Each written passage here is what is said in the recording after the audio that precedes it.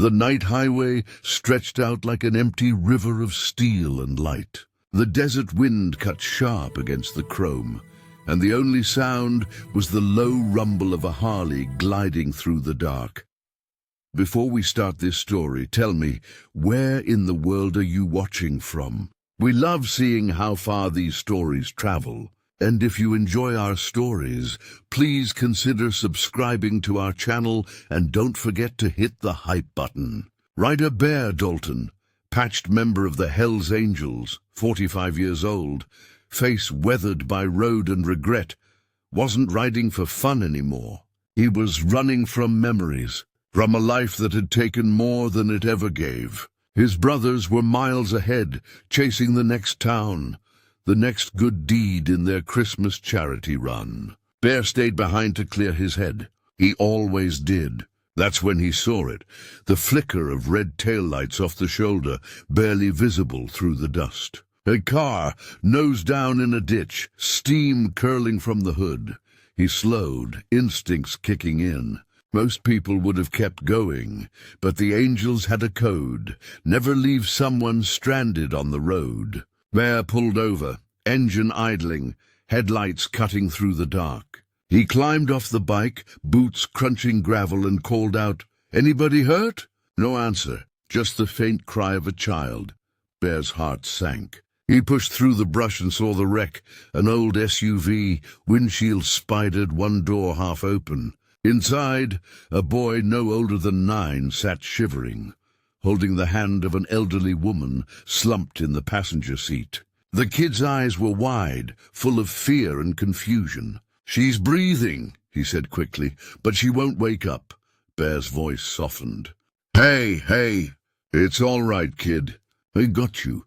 He checked her pulse, faint but steady. Probably heat exhaustion, maybe dehydration. The desert wasn't merciful at night. Bear grabbed his jacket, draped it over the boy, then gently lifted the woman out. "What's your name, son?" "Ethan." "All right, Ethan, I'm Bear. We're gonna get her somewhere safe, all right?" The boy nodded, trusting him without hesitation. That hit Bear hard. People didn't usually trust men like him. Not with his tattoos, his leather, his patch. But this kid didn't see a biker. He saw hope. Bear lifted the woman onto the back of his bike and wrapped her in his own flannel. "Hang on tight, Ethan. My place ain't much, but it's warm." Bear's cabin sat 5 miles off the highway, small, quiet, built by his own hands after years of running from city noise. The night was cold enough to bite, but he made it back fast. He carried the woman inside, laid her gently on his worn couch, and turned up the heater. Ethan hovered near her, biting his lip, trying not to cry. Bear moved quickly, grabbed a clean rag, soaked it in water, pressed it to the woman's forehead. "She's gonna be all right, kid. Just needs rest." Ethan looked around at the walls lined with tools, bike parts, and photos of roaring rides through sunlit highways. "You live here alone?" "Yeah," Bear said. "Been that way a long time." He glanced at the boy, at the way his small hands trembled, but still clutched his grandma's purse like it was treasure. "You got folks nearby?" Ethan hesitated. "Grandma's all I got." "Mom and Dad, they're gone." Bear swallowed hard. He didn't say it, but he understood. Loss recognized loss, even between strangers. By midnight the old woman stirred. Her eyes fluttered open, hazy but alert. "Thomas," she murmured. "It's me, Grandma." "We're safe," Ethan said, gripping her hand. She blinked, trying to focus on Bear's broad frame in the low light. "Who are you?" "Name's Bear. Found you two off the highway. Car went down the ditch." Her voice was dry but steady. "You brought us here?" "Yes, ma'am." For a moment silence filled the room, the kind that holds both gratitude and fear. Her eyes studied the patches on his vest, the skull insignia, the worn knuckles. Most folks saw that and assumed the worst. But instead of flinching, she just said softly, "Then we owe you our lives." Bear shook his head. "Don't owe me a thing. World's hard enough. People gotta look out for each other." The woman's lips curved into the faintest smile. "Not many think that way anymore." Bear shrugged, tossing another log into the fireplace. Then maybe it's time they start again. Morning came bright and still. The desert was quiet except for the hum of a single Harley outside. Ethan woke to the smell of coffee and bacon. Bear was at the stove, his tattoos catching the glow of morning light. "Food's ready," he said. "Eat while it's hot." Ethan's grandma, now awake and sitting upright, looked stronger already. She studied the cabin, the framed photo of Bear with other riders, the toy motorcycle on the shelf, the folded flag in the corner. She could tell this man had lived through more than he let on. "You didn't have to help us," she said gently. "Most would have kept riding." Bear glanced at her, eyes steady. "Yeah, but most ain't me," she smiled quietly, understanding something others didn't, that under the leather and scars was a man built from kindness, disguised as grit. Ethan grinned between bites of breakfast. "You're like a real-life superhero," Bear chuckled. "Nah, kid, just a biker with a warm stove." But outside something stirred. A black SUV slowing near the cabin, tinted windows reflecting sunlight. Bear didn't notice yet, but his quiet morning was about to turn into the kind of day that changes everything. The day stretched calm, deceptively normal. Bear spent the morning fixing their busted SUV while Ethan played with an old wrench set on the porch. The boys' laughter echoed across the desert, the kind of sound Bear hadn't heard in years, pure, light, and painfully healing.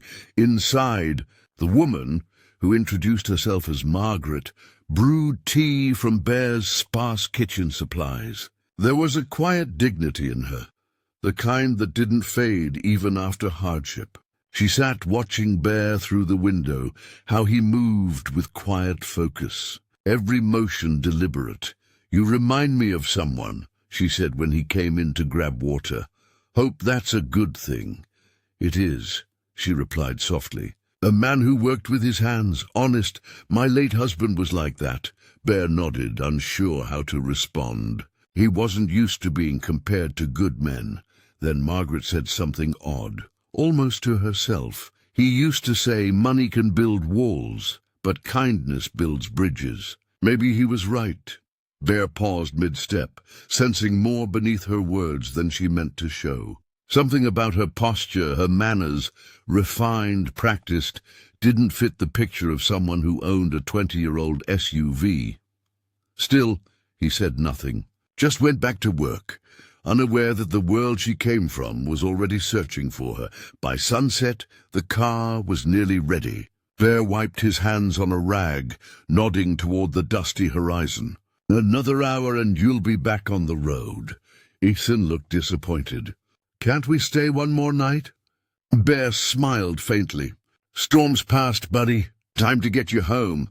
But Margaret hesitated. Her gaze drifted to the distant lights of the city, flickering far below the hills. "Home," she repeated quietly, as if the word didn't fit anymore. Before Bear could ask, the distant growl of engines broke through the calm. Not cars this time, but motorcycles. He straightened, instinctively tense, until he recognized the sound. The Angels. 8. Harley-Davidsons roared up the dirt road, dust kicking behind them. The lead rider chief pulled off his helmet and grinned. "There he is, Bear the Hermit.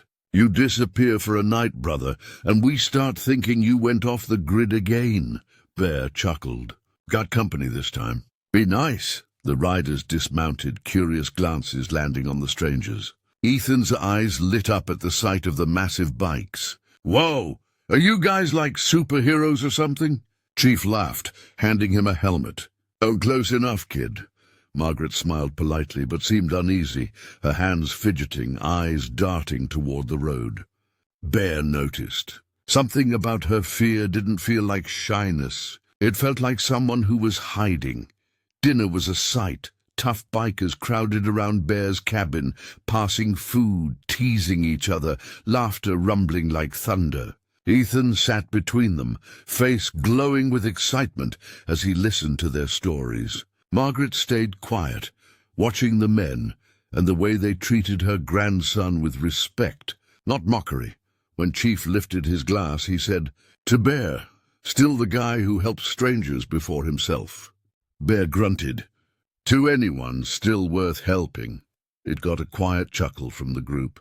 But Margaret didn't laugh. She looked at him with something deeper, gratitude mixed with guilt. After dinner, she helped clear dishes while the bikers stepped out to smoke. Her hands trembled as she spoke softly. "You and your brothers. You do good things," Bear shrugged. "We try. People think we're monsters because we ride in packs and wear patches. But we've fed more families than we've ever scared." Margaret's eyes filled slightly. "I believe you." Then, almost in a whisper, she asked, "Do you know who owns that city down the hill?" Bear chuckled. "You mean Thornton County? Yeah, some family with too much money and not enough heart." Her hand froze mid-wipe. She turned, voice shaking just slightly. "That's my family, Mr. Dalton. I left it behind years ago, when kindness stopped being worth anything there." Bear stared at her, the pieces clicking. The expensive fabric under her old coat, the silver locket she always clutched. The calm authority that no storm could wash away. She wasn't some lost grandmother. She was Margaret Thornton, matriarch of the richest ranching dynasty in the state. The revelation hit Bear like a brick. He stood silent for a long moment, processing. "You mean you're the Thorntons?" "The Thorntons." Margaret nodded slowly. "Once, not anymore. I left when they started measuring worth in dollars instead of decency." Ethan looked between them, confused. "Grandma, are we rich?" Margaret's lips curved sadly. "We were, sweetheart. But we lost more important things than money." Bear crossed his arms, still trying to make sense of it. "So, what were you doing out here in the middle of nowhere?" "Running," she said simply. "Not from danger, from emptiness." He nodded slowly. "That's a language I understand." The room was quiet for a moment, until Chief burst in, face hard. "Bear got a situation. Couple SUVs parked down the road, tinted windows. Watching us." Margaret went pale instantly. "It's them," she whispered. "My son's security detail. He'll drag us back whether we want to go or not." Bear's jaw clenched. "Not while you're under my roof," Chief grinned. "Brother, you just said the words. We'll handle it." Outside, the angels moved like a unit, engines idling low, forming a barrier across the dirt road. 8 bikes, headlights glowing in the dark like eyes of steel. The black SUVs crawled closer, tires crunching over gravel. A man in a tailored suit stepped out, his voice sharp through the cold night air. "We're looking for Margaret Thornton and her grandson. They're coming with us." Bear stepped forward, calm but immovable. "They're staying until they decide otherwise." "This isn't a request." Chief revved his engine once, a thunderous response that made the suits flinch. "Neither is that." Inside the cabin, Ethan clutched his grandma's hand. "Bear won't let them take us, will he?" Margaret smiled faintly through tears. "Not tonight, darling." Outside, Bear's voice cut through the night, steady as a heartbeat. "You tell your boss this. The hellsangels don't bow to money. And we sure as hell don't let bullies drag families out into the dark." The man hesitated, glancing at the line of roaring bikes, the glint of loyalty in their eyes. He backed toward his car. "This isn't over." Bear didn't move. "It never is." The SUVs turned, retreating into the desert, their taillights fading like ghosts. The angels cheered softly, but Bear stayed silent, eyes on the road until it was empty. Only then did he turn back to the cabin, to the boy who saw him as a hero, and the woman who now knew he was more man than myth. The night stretched long after the SUVs vanished. The angels stayed close, watching the horizon in shifts. Inside, Bear poured Margaret a cup of tea, his rough hands surprisingly gentle as he set it down. "You don't have to tell me why they're after you," he said quietly. "But I can see it's not about safety. It's control." Margaret sighed, looking into the flickering fire. My son Richard runs the Thornton estate now. He's powerful, ruthless, and terrified of weakness. When I left, he saw it as betrayal. He'll do anything to protect his reputation, even pretend concern if it means dragging me back under his thumb. Bear leaned back in his chair, jaw tight. And the boy? He's all I have left that's pure, she whispered. Ethan's parents died in a plane crash last year. After that, Richard tried turning him into a future he could own. Tutors, schools, bodyguards, no childhood. I couldn't watch it, so I took him and ran. Bear looked toward the sleeping boy on the couch, small face peaceful beneath the blanket. You did right, he said. Kid deserves to breathe, not perform. Margaret smiled sadly. And what about you, Bear? You talk like a man who's seen his share of cages.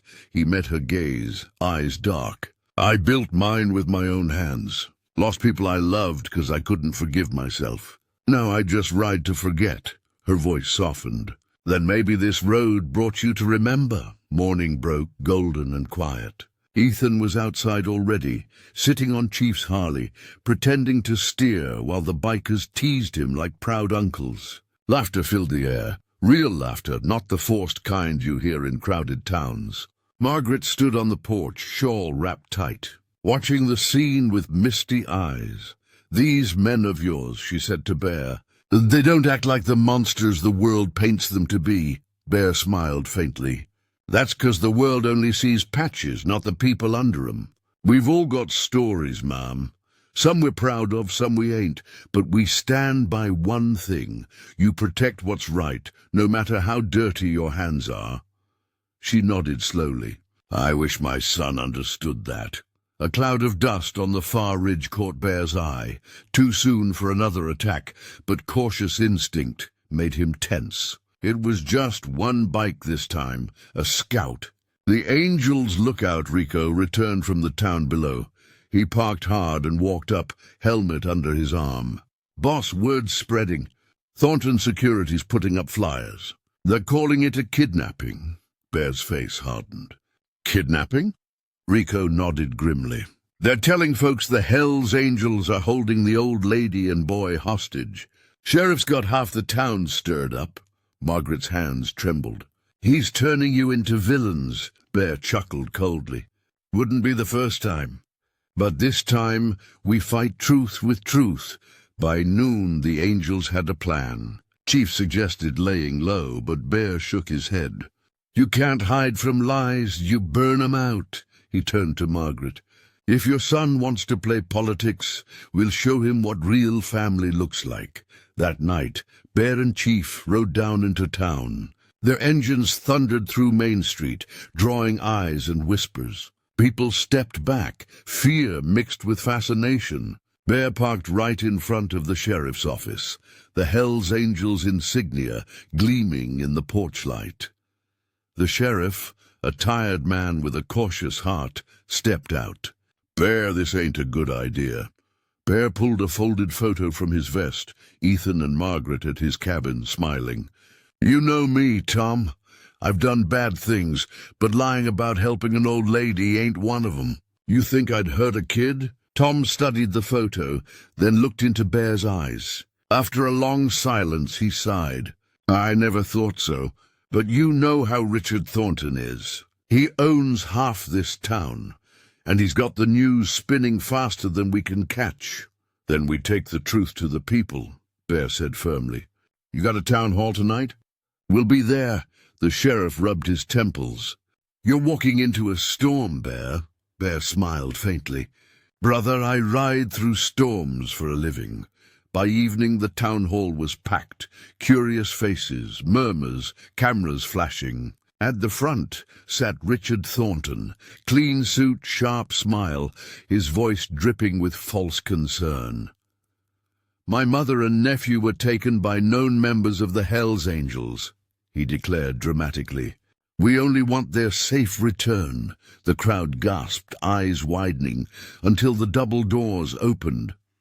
Bear walked in. Behind him, Chief, Rico, and the rest of the Angels filled the doorway like a wall of steel and purpose. The murmurs turned to silence. And then, from behind them, Margaret stepped forward, holding Ethan's hand. Gasps rippled through the room. Cameras clicked. She raised her voice, firm but calm. "No one took me anywhere. I left of my own free will. And these men, the ones you call criminals, saved our lives." Richard's face twisted. "Mother, you don't understand what you're saying." "I understand perfectly," she cut him off, voice sharp as a blade. "You've built a kingdom on fear and greed, Richard. These men, these outlaws, showed more humanity in one night than you have in 20 years. The crowd stirred, whispering. A woman from the back called out, "Is that true? They saved you?" Margaret nodded. "Yes, and if it weren't for Bear Dalton, I'd be dead on the highway." All eyes turned to Bear, a giant in black leather, head bowed humbly, hands clasped like he didn't belong in the light but stood there anyway. The hall erupted. Some clapped, some shouted. But for the first time, people saw the truth. Not headlines, not stereotypes, just a man with scars who chose to help instead of harm. Richard stepped forward, trying to regain control. "Fine, Mother. You want to live with bikers, go ahead. Just remember what name you're dragging through the mud." Margaret faced him calmly. "The name means nothing without honor. And you lost that long ago." He stormed out, cameras chasing him, the crowd buzzing with shock. Bear turned to Margaret. "You didn't have to do that." She smiled through tears. "I did, because good men deserve to be seen." Outside, the angels stood with pride as people approached, shaking their hands, thanking them. For once, the town didn't see devils in leather. They saw guardians. Ethan climbed onto Bear's bike again, grinning ear to ear. Can we ride, Bear?" Bear ruffled his hair. "Maybe tomorrow, kid." Tonight we rest. As the engines idled under the moonlight, Margaret looked up at the stars and whispered, "Sometimes angels don't fall." "They ride." Bear smiled faintly, the kind that meant peace. "Yeah," he said, "and some angels wear leather." The next morning, sunlight poured through the blinds of the small-town diner where Bear sat alone, sipping black coffee. His patch still drew looks from some folks, cautious glances, whispers, but this time it didn't sting. It was different. People knew. The bell above the door jingled and Margaret stepped inside, elegant even in simplicity. She carried no chauffeur, no security, no sign of the empire she'd been born into, just grace. Ethan followed close behind, holding 2 paper bags. "Breakfast for our hero," the boy said proudly, setting one in front of him. Bear grinned. "That right. You make this yourself." Ethan puffed his chest. "Mostly Grandma." "I cracked the eggs, though," Margaret laughed softly. "He nearly set the kitchen on fire, but his heart was in it." They sat together, quiet but comfortable, like a family that didn't need to say much to know it belonged. Bear's brothers passed by the window outside, giving a nod. The town had changed, and maybe, just maybe, so had he. Later that week, Bear rode up to the old Thornton ranch, not for confrontation, but for closure. The mansion loomed grand and cold, all stone and silence. Richard Thornton waited on the porch, face tight, eyes still burning with pride and shame. "I didn't come for a fight," Bear said calmly, removing his helmet. "Your mother's safe. Your boy's happy. Let 'em live their peace." Richard's jaw tightened. "You think you know what's best for them?" Bear stepped closer, his tone steady.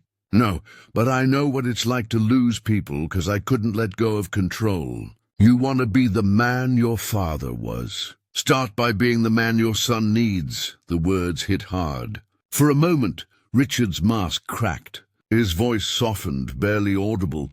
"She always believed in good men. Maybe she was right about you." Bear turned, heading for his bike. "She's right about more than you think."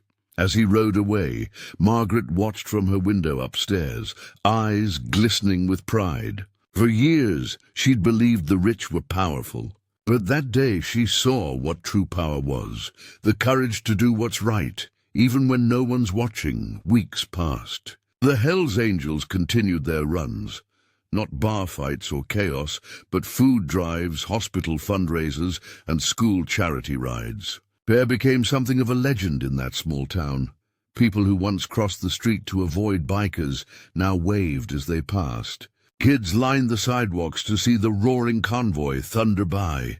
Ethan rode in the lead car during the town's spring parade, waving proudly beside Bear, who carried a banner reading, "Brotherhood builds, fear destroys." Margaret stood with the mayor, smiling wide. They were never the danger, she said. They were the rescue. And the truth rippled through the news, through hearts, through generations, that kindness can wear a cut, not a halo.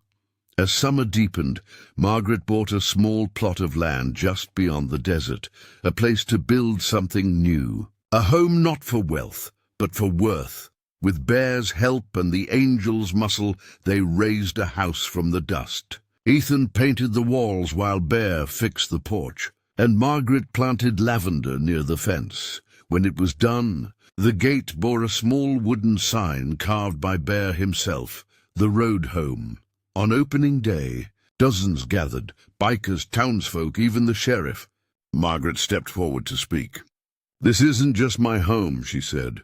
"It's a promise. For every soul who's been judged by how they look or what they ride, you are seen and you are welcome." The crowd cheered, engines revved, and Bear just stood back, watching the moment unfold. For once, he didn't feel like an outsider. He felt like the reason this town had hope again. That evening, the desert sky burned gold. Bear sat on his porch, the rumble of Harley engines fading into the distance as the angels rode off toward their next mission. Ethan sat beside him, holding a small toy motorcycle Bear had carved for him.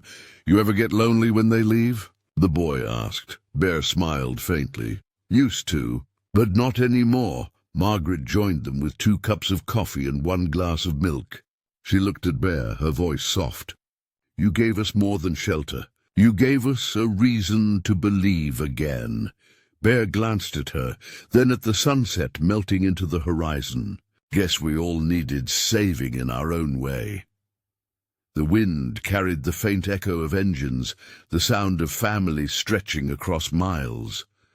Margaret reached over, placing a gentle hand on his. "The world calls you an outlaw, Bear Dalton.